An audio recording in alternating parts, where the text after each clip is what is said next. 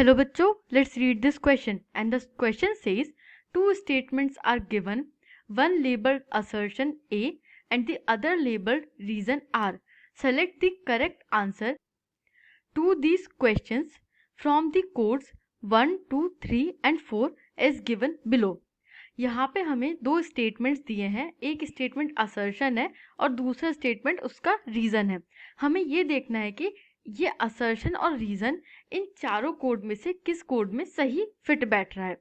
Let's see the codes. पहला code है both assertion and reason are true and reason is correct explanation of the assertion. दोनों assertion और reason सही है, they are true, और reason जो है वो सही एक्सप्लेनेशन है असर्शन का। सेकेंड है both assertion and reason are true and reason is not the correct explanation of assertion. Second में है कि assertion और reason दोनों true हैं but reason सही explanation नहीं है, not the correct explanation of assertion. Third है कि assertion is true but reason is false. assertion true है but उसका जो reason given है वो false है. और फोर्थ है कि assertion is false but reason is true. assertion जो है वो false है बट जो रीजन है वो ट्रू है। Let's see the assertion given to us. It is in 1919 Mahatma Gandhi decided to launch a nationwide satyagraha against proposed Rowlatt Act. Mahatma Gandhi ने 1919 में एक नेशन वाइड सत्याग्रह करने का डिसाइड किया against the proposed Rowlatt Act. इसका रीजन है कि act was passed to repress political activities. Let's see the key concept. Key concept is World War one.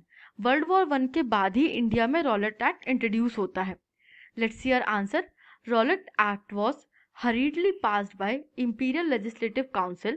The act gave enormous power to the government to repress the political activities and put political prisoners in jail for 2 years without trial. Gandhiji decided to launch a nationwide satyagraha against the unjust law which would start with a हड़ताल on 6th April. अब Rowlatt Act introduce होता है India में, उसे imperial legislative council बहुत जल्दबाजी में पास कर देती है। ये एक्ट गवर्नमेंट को एनॉर्मस पावर दे देता है। एनॉर्मस पावर मतलब अनलिमिटेड पावर दे देता है ब्रिटिश गवर्नमेंट को to repress the political activities. India में पॉलिटिकल एक्टिविटीज को कंट्रोल करने के लिए और पॉलिटिकल प्रिजनर्स को बिना ट्रायल के 2 साल तक के जेल में डाल करके रखने के लिए गांधी जी डिसाइड करते हैं कि एक नेशन वाइड सत्याग्रह लॉन्च करेंगे against the unjust law. Unjust law क्यों? क्योंकि ये 2 साल तक के आपको कोई अथॉरिटी नहीं देता है गिल्टी प्रूव होने की। मतलब जब तक कि आपका ट्रायल नहीं होगा तब तक कि ये प्रूव कैसे होगा कि you were really the criminal और नॉट। तो ऐसे अनजस्ट लॉ के against Gandhi ji nation wide सत्याग्रह लॉन्च करते हैं जो एक हड़ताल के साथ स्टार्ट होता है on 6 April 1919।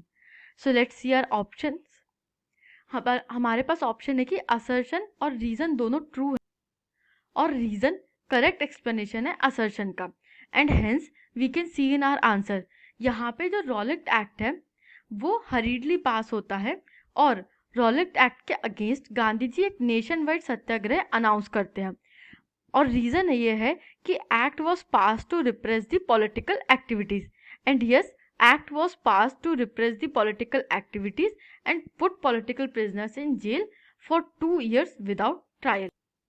So our code 1 is right. Both assertion and reason are true and reason is correct explanation of assertion. Our final answer is code 1. I hope you understood this question. Thank you and best of luck.